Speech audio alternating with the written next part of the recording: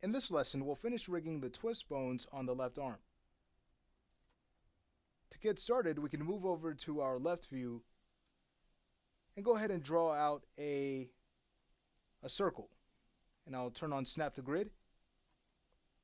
We'll turn off Enable in Viewport as far as its rendering. Let's draw this out so that its circumference captures 4 points that make up this square on our grid.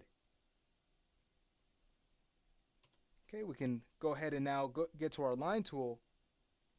Going back to Grid Snap, we'll now draw out an arrow on each end of this circle. So we're just making an interesting looking control. Almost like a compass. I'll actually undo and fix the view here so we can draw this a little bit more comfortably.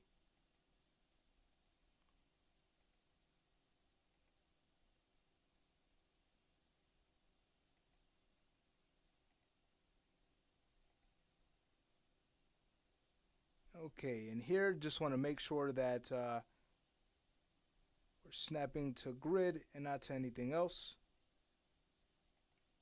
We'll close out the spline. Alright, there we have it. So here's our twist control. Let's say we head over back to the perspective, turn off grid snap, and what I'll go ahead and do now is simply take this shape, the circle, go ahead and convert it to an editable spline.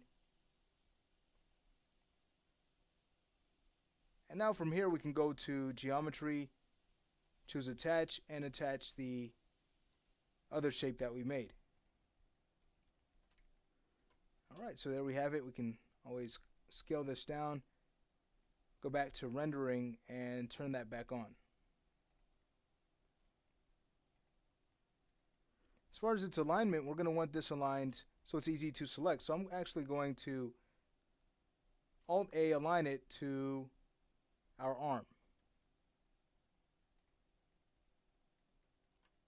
Okay, the pivot, of course, is going to go right where the arm bone's pivot is. Remember, the shape is placed at the end, but the arm technically is still connected to the shoulder. Its pivot is still there.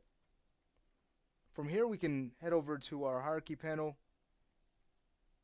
affect object only, and with angle snap, go ahead and rotate this 90 degrees in the Y. What I'd like to do from here, let's go ahead and just scale this down and bring this over so it's going to be matched in position with Shift A to our last twist bone for the upper arm. Okay, again, just so it's easy to select. I think it's still a little bit too large, so I'll go ahead and scale it down.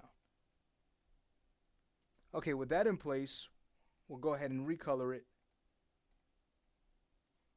Rename it. This is going to be CC_L_ arm twist 01. And then we can clone this. Control V. This is going to be forearm twist 01.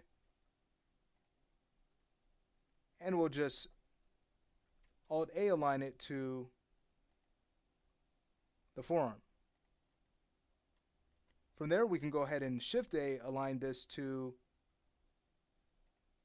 the, I'd say to the second twist bone, so it's centered.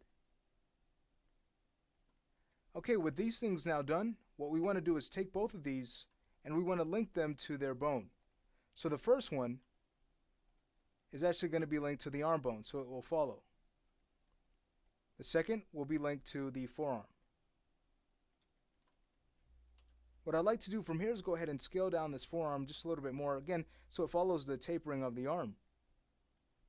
Now with both selected, we can go ahead and freeze their transformations. Now the only axis we need to be concerned with is the x-axis. And that's going to get tied into the x-axis of our twist bones. So knowing that right at the top, we'll go ahead and actually lock what we don't need.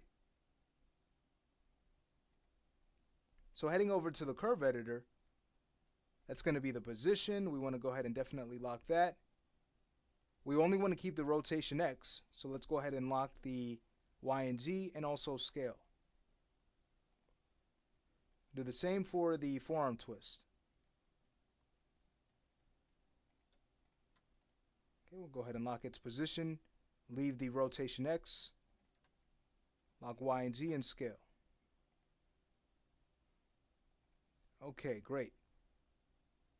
So how are we going to set this up so our twisting will work? Well, we could just use wire parameters and adjust our expression as needed so we can get the twisting working. So focusing here on the upper arm, remember we want this to have a gradual twist as we go down the arm, but this first bone, in this case, is going to twist totally with our twist control. So knowing that, with the control selected, we'll head over to wire parameters, rotation, 0 Euler X, and plug that into our first bones, transform rotation 0 Euler X. And it's just a matter of doing a direct connection. So we'll use that last arrow, connect. Here's what we end up with as we start to rotate this. Alright, so it's working for us. Alright, now the next one we're going to rotate half the amount, the last one about 20%. So going back to the control, wire parameters,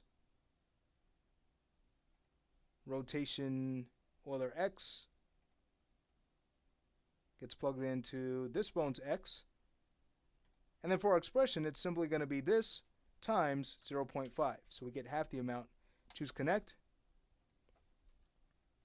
and now as we rotate this we're only getting half the amount.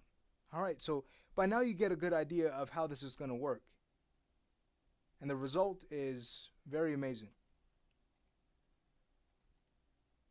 Alright, so we head over back to wire parameters, rotation 0 Euler X, and for that last bone again, that's just going to rotate 20%.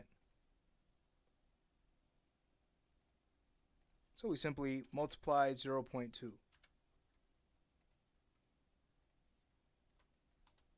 And there we have it. Okay, so that finishes up this control. We can head over to the forearm, get that going, and then store these in the control objects. And then that will complete our arm twist. Now in this case, we're working in reverse, so we want the last bone here to twist the most. Then the middle will stay 50%, and the last 20%.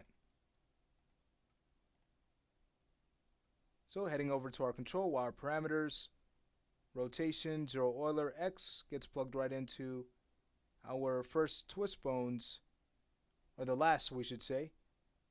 Plug that right into its X. Again, use the last arrow, and this is going to be a direct connection. Alright, for the next, that will rotate 50%.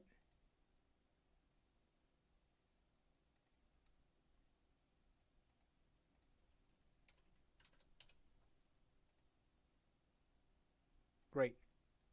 And then for the last one here, 20%.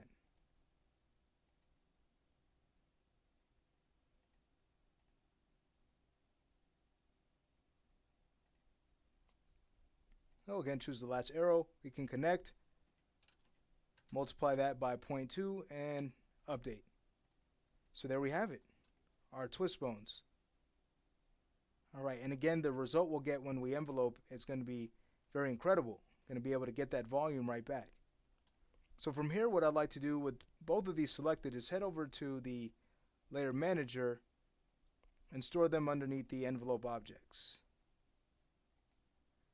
Alright, well, with this finished up, we can now go ahead and bring our attention to the right side and work on setting up its arm twist rig.